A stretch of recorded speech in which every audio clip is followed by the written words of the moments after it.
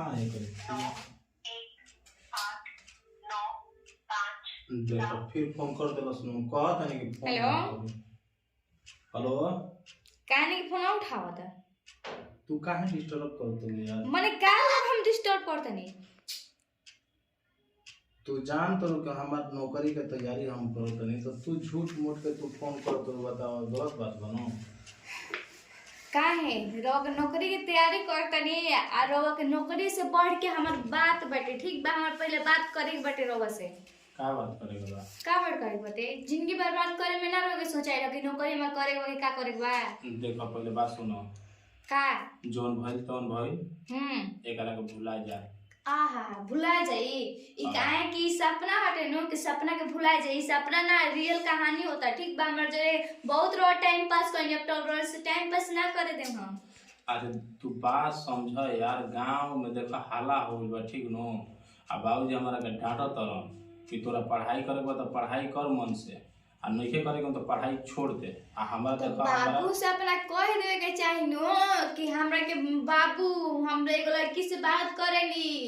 आय ओकर ना कहे के रहे अब बाबू से बुझाता कि बाबू हमारे कतन पढ़ाई करे खातिर हम कुछ नहीं जानता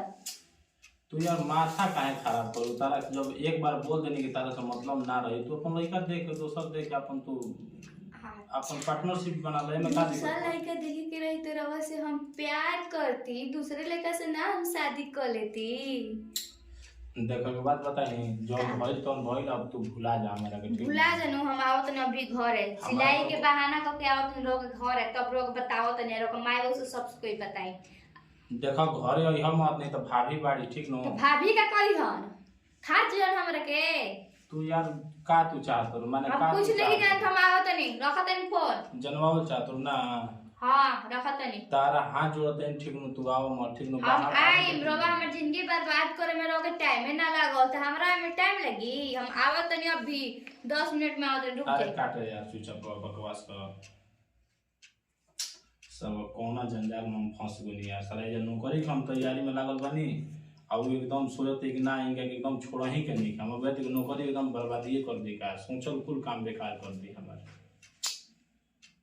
ज्यादा देखत ली कैसे लेके प्यार करता है भाभी का रे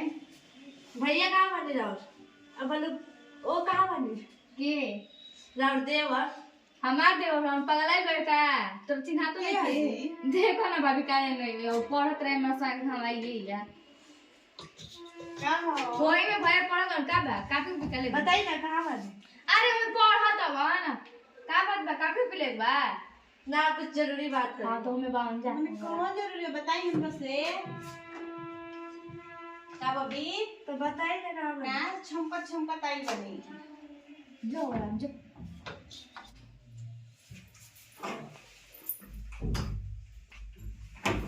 बस रोवा शादी तरफ की ना अरे यार तू काहे खाती आ गइलो है काम ना जिंदगी से बढ़ के रोवा की पढ़ाई का काम तू यार एजे भाभी बाड़ी तो भाभी साहब के कोनो डर नहीं के हमारी जिंदगी से बढ़ के रोवा पढ़ाई बा जब पढ़ाई नहीं तब से ऐसे तो प्यार ना करेला ना रोवा के तू काहे यार माथा खराब हो तू चुपचाप थोड़ा माथा ना हमरा छुपा माथा खराब नहीं करता रे तू तनी आराम से बोल प्यार जैसे दाल माथा का सौस के खा के फेंक दी थाली अरे मोहम्मद कम से कम चुप रख यार ना छुपा भाभी एजे बाड़ी तो भाभी से तो हम का ओबरे ना सोचली रहुआ अरे ओबरे सोचे ना हाथ जुड़ता है ना हाथ जोड़ाई कोनो काम नहीं के हमसे शादी करे बिना रहुआ पहले आराम से बैठो रुको ठंडी के दिन में आग नहीं जा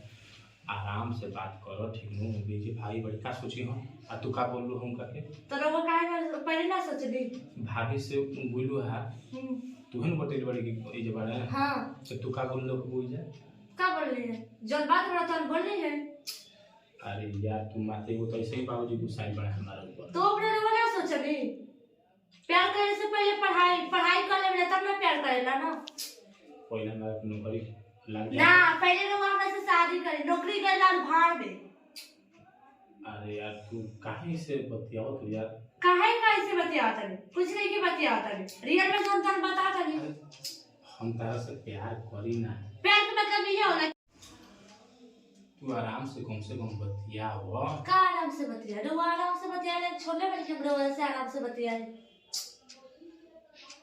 गांव जवार सब जान गई हमनी के तो बारे गाँव जवार जवार के बता सबसे पहले शादी कर ले ना।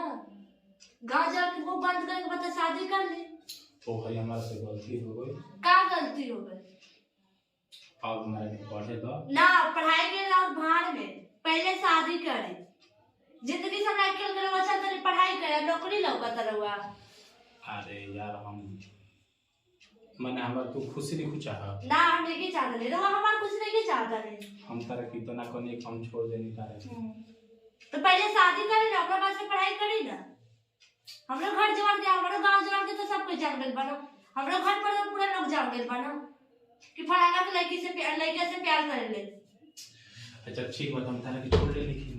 छोड़ने की बात नहीं तो वो काहे हमसे झूठ बोल रहे। सॉरी बाबा हाथ जोड़ता ना हाथ जोड़ने का काम नहीं किया रहुआ के हम हाथ जोड़ता है। मैं ना मान ना मान तारा मारा भैया का नाम के रहे हो? अरे उन्हीं रहो अभी उन्हीं रहो बे अभी पढ़त नहीं हम तू आई के किताब ले जाए खातिर तब मिलल ना की तबिया? हाँ वो थोड़ा सा कुछ ओकर वो कहत रहे कि हई चीज बता दो हमारा आवत नहीं है तो हम वही बताओ तो ठीक न ठीक बा। देखो तो तारा वजह से बात की करता हमार पढ़ लिए ठीक तो हम का करे हमारे घर में गर्दन का जे रोवा लड़का है तो इतना डरता हम लड़कियों के साथ कितना डरे बताए ना। तू भेजा मिली कोई से तू आ गेलो हमारे काहे ना तो कौन वही गई अच्छा अब ना मिले खातिर वो उतना दूर चल जाए हम रोवा खातिर काम खातिर आगे तो मिले खातिर इतना दूर आ गए। अच्छा ठीक बा तू आज भर जा ठीक ना जाए तो का कर दो यार जब तक शादी ना करे तब तक ना जाए। हम तारा से करम काल हमारा से भेंट करियो ना हम कारण ना हम के आज शादी करे। तू काहे जीत रे बोल हम जीत धर तू आज असन कोनो फिर दिक्कत तो हम के कोनो फर्क नहीं के रहुआ डाली ना ओकरा वो ना सोचनी ना तू ये काम कर तू अभी जा हाथ जोड़ते तो मस्त कर हां करे कर हां आज पर माफ करो काल के शाम मिला मुइया कहां बा ना मिला रह जा ओ जा हम मिलो ठीक ठीक तो अभी तू जा ठीक नो चलो अब अभी से कुछ कहियो मत की कहियो नो कि हम आई रनिंग जो ना काम खातिर काम हो ठीक ठीक ठीक